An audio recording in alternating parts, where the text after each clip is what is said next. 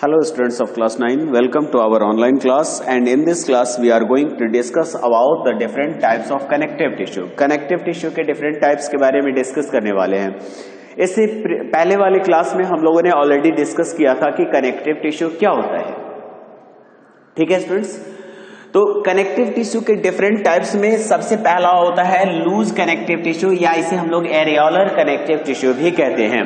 As the name expressed, this is loosely arranged in our body but not in very little quantity, but it is present in abundant amount because it is present between the cells and tissues and are provide connectivity between them.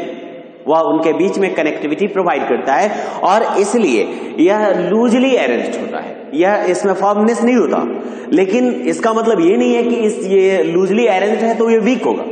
ये काफी मजबूत होता है और इसमें protein की fibres इसको strength provide करते हैं और यह हमारे बॉडी में बहुत ही इंपॉर्टेंट वर्क करता है। ठीक है स्टूडेंट्स, यह हमारे बॉडी में जो है वह साइटोकाइनेसिस और कैरियोकाइनेसिस प्रोसेस को इनिशिएट करता है, उसको सपोर्ट करता है और इस तरह हमारे बॉडी में एक इंपॉर्टेंट रोल प्ले करता है। ठीक है, इसमें अलग अलग फाइबरस प्रोजेक्शंस होते हैं, जिसमें येलो इलास्टिन फाइबर होगा, व्हाइट कोलाजन फाइबर्स होंगे और इस तरह से आपने देखा कि ये जो है वह एक इंपॉर्टेंट फैक्टर है। इसमें दो अलग अलग चीजें हैं, फाइब्रस ऑब्जेक्ट होगा ही और उसके साथ साथ उसमें कुछ म्यूसिन्स भी होते हैं और वो दोनों मिलकर इस लूज कनेक्टिव टिश्यू को बनाते हैं। ठीक है स्टूडेंट्स, अगला है आपका दूसरा नंबर है, तो इसमें आ गया आपका dense and regular connective tissue की बात करेंगे। ठीक है, एरियोलर टिश्यू के बाद दूसरे नंबर पर है आपका dense and regular connective tissue. ठीक है, ये लूज था, लूजली अरेंज था, ठीक है ना, और इसलिए इसका लूजली अरेंजमेंट के कारण इसका नाम हो गया लूज कनेक्टिव टिश्यू। लेकिन जैसे ही नेम हमने लिया डेंस एंड रेगुलर, वह दो चीजें हो जाती हैं, dense and regular connective tissue. यह हमारे बॉडी में डेंसली अरेंज्ड होते हैं, ठीक है ना, और डेंसली अरेंज्ड होकर वह कनेक्टिविटी प्रोवाइड करते हैं from one part two another. ठीक है, एक पार्ट से दूसरे पार्ट को वह कनेक्टिविटी प्रोवाइड करते हैं। इट हैज मोर स्ट्रेंथ, ठीक है, इसमें ज्यादा स्ट्रेंथ होता है in comparing that loose connective tissue के। ठीक है, इसका काम क्या होता है, तो यह बोन्स से मसल्स को अटैच करता है और इसलिए इसका स्ट्रांग होना जरूरी है। या बोन से मसल को जोड़ेगा या बोन से बोन को जोड़ेगा, यानी बॉडी के पार्ट्स को अरेंज जोड़ेगा और इसलिए इसमें स्ट्रेंथ ज्यादा होती है। और ये जो आपका है डेंस रेगुलर कनेक्टिव टिश्यू, इसके दो टाइप हो जाते हैं। एक को हम लोग कहते हैं टेंडन्स,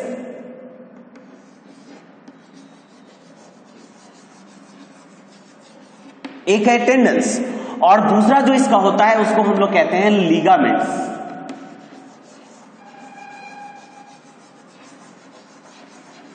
टेंडन्स एंड लिगामेंट्स, और ये दोनों अलग अलग फंक्शंस को परफॉर्म करते हैं।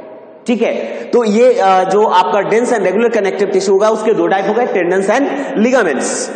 अगला है आपका dense and regular connective tissue के बाद होता है एडिपोज टिश्यू। इसका कोई फर्दर डिवीजन नहीं, और एडिपोज टिश्यू एक खास तरह का टिश्यू होता है जो हमारे बॉडी के डिफरेंट पार्ट्स में होता है और वह मतलब एक खास सब्सटेंस को कंसिस्ट करता है। हमने प्लांट टिश्यू में पढ़ा था कि प्लांट टिश्यू में जो है वह एक large and centrally located vacuole होता है, लेकिन जो हमारा एडिपोज टिश्यू है उसका स्ट्रक्चर देखें तो वह एकदम से उस पैरेंकाइमेटस टिश्यू की तरह दिखता है, क्योंकि इसमें जो टिश्यूज होते हैं, सॉरी जो न्यूक्लियस होता है, that is present at side near by the cell membrane, और इसमें सेंटर में कौन होता है, तो एक large centrally located empty space that is filled with the fat, यानी यह फैट को इसमें फिल करके रखता है और इसीलिए इसका नाम हो गया है फैट रिजर्वियर सेल्स। इसे हम लोग एडिपोसाइट सेल्स कहते हैं और इसी एडिपोसाइट सेल्स से मिलकर बना होता है आपका adipose tissue.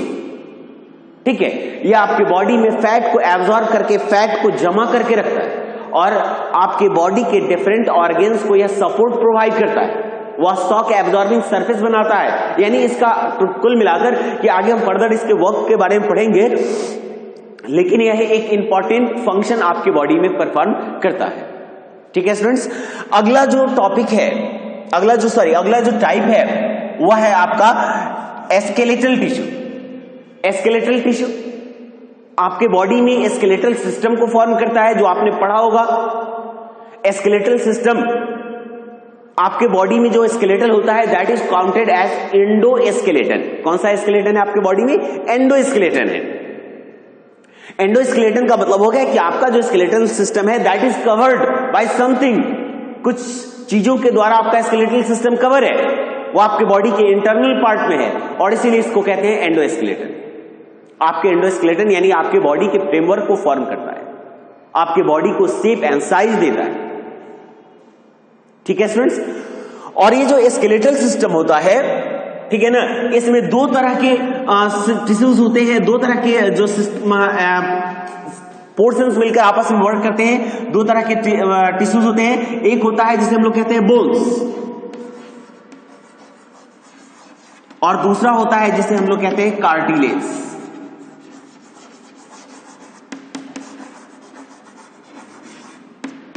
Bones and cartilage, और ये दोनों मिलकर आपके बॉडी के स्केलेटल सिस्टम को फॉर्म करते हैं। ठीक है, अब बोन्स जो है वो हार्ड होता है, बोन्स जो है वो हार्ड होता है, उसमें फ्लेक्सिबिलिटी नहीं हो सकती है, वो फ्लेक्सिबिलिटी नहीं रखता है, वह केवल हार्ड होता है, रिजिड होता है, उसमें केवल फाउंडेशन होते हैं, फ्लेक्सिबिलिटी नहीं होती। जबकि यह कार्टिलेज जो है वह along with firmness and flexibility दोनों को कंसिस्ट करता है, यानी अपने शेप को बनाए रखने की भी क्षमता रखता है, उसके साथ वह फ्लेक्सिबिलिटी को भी कंसिस्ट करता है। इसीलिए यह पैकिंग और पैडिंग का काम करता है, यह पैड बनाने का काम करता है, उसके साथ साथ किसी को प्रोटेक्शन प्रोवाइड करता है। कुछ जगहों पर फ्लेक्सिबिलिटी के साथ फर्मनेस की जरूरत होती है, जैसे पाइना ऑफ द ईयर, ठीक है ना, ईयर के पाइना जो होते हैं वह कार्टिलेज के बने होते हैं। वैसे ही nose, tip of nose, it is also made up of cartilage. तो आपके जो ये स्केलेटल टिश्यू हो गए उसमें दो तरह के हो गए, एक बोन हो गया और दूसरा हो गया कार्टिलेज, और ये दोनों मिलकर आपके स्केलेटल सिस्टम को फॉर्म करते हैं। ठीक है, आपके बॉडी को फ्रेम देते हैं, आपके बॉडी को शेप एंड साइज देते हैं। ये आपका एंडोस्केलेटन है, लेकिन कुछ ऑर्गेनिज्म में एक्सोस्केलेटन भी होते हैं, जैसे जितने भी hard and outer calcareous cover containing organisms होते हैं, जैसे आपका यूनियो है, जैसे स्नेल्स है, जैसे आपका कॉकरोचेज है, ऐसे ऑर्गेनिजम्स का जो कुछ, हाँ ये बात अलग है कि किसी में जो उसका आउटर मोस्ट कवर होता है वो कैल्शियम कार्बोनेट का होगा, किसी में चिटिन का होगा, किसी में कुछ अनदर सब्सटेंसेस का बना हुआ होता है, लेकिन एक्सोस्केलेटन जो है वह होता है, उसके अंदर में कोई फ्रेम नहीं होता, जो भी फ्रेमवर्क किया जाता है वो बाहर से होता है। क्योंकि आप देखेंगे कि स्नेल्स का बॉडी जो है सॉफ्ट है, केवल उसके प्रोटेक्शन के लिए आउटर स्केलेटन अवेलेबल होता है, जो उसको शेप एंड साइज भी देता है और उसके साथ साथ उसे प्रोटेक्शन भी देता है। ठीक है स्टूडेंट्स, अब आते हैं इसके बाद अगला है आपका फ्लूइड कनेक्टिव टिश्यू।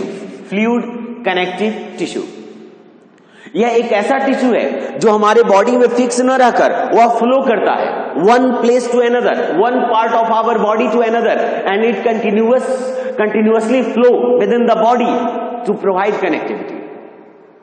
ठीक है स्टूडेंट्स, अब ये फ्लूइड कनेक्टिव टिश्यू जो होता है यह, इसके भी अलग अलग टाइप्स होते हैं। इसमें दो चीजें होती हैं। सबसे पहले एक होता है ब्लड, दो जो है इसके पार्ट्स हो जाते हैं। सबसे पहला होता है ब्लड और दूसरा हो जाता है लिम्फ। ब्लड और लिम्फ, ठीक है, ब्लड और लिम्फ दो इसके फ्लूइड कनेक्टिव टिश्यू के पार्ट होते हैं, समझ गया ना। अब आते हैं ब्लड का।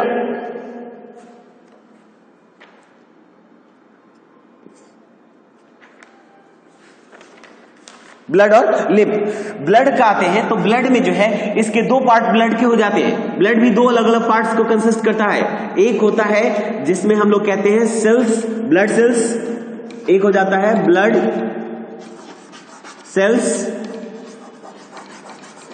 और दूसरा हो जाता है जिसे हम लोग कहते हैं प्लाज्मा। इसका दूसरा पोर्शन कौन हो जाएगा? प्लाज्मा।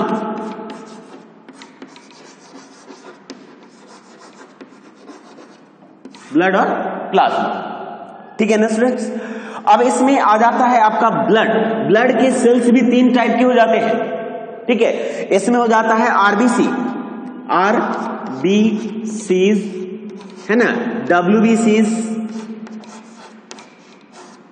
और प्लेटलेट्स, ठीक है।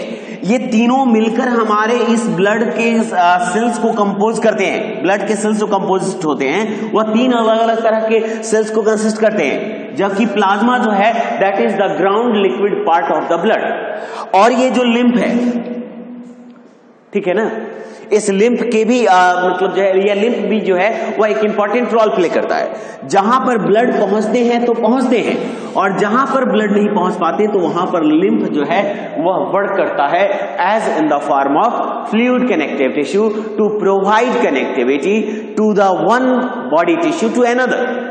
और इस तरह से हमारे बॉडी में ये सब मिलकर कनेक्टिविटी को प्रोवाइड करते हैं। तो आपने आज different types of connective tissue के बारे में स्लाइट इंफॉर्मेशन गेन किया। In next class we are going to discuss about all the types very deeply along with their structure, occurrence and function, nature, occurrence and function के साथ हम लोग इसके बारे में डिस्कस करेंगे और इसके बारे में नॉलेज गेन करेंगे। ठीक है स्टूडेंट्स, ओके, थैंक यू।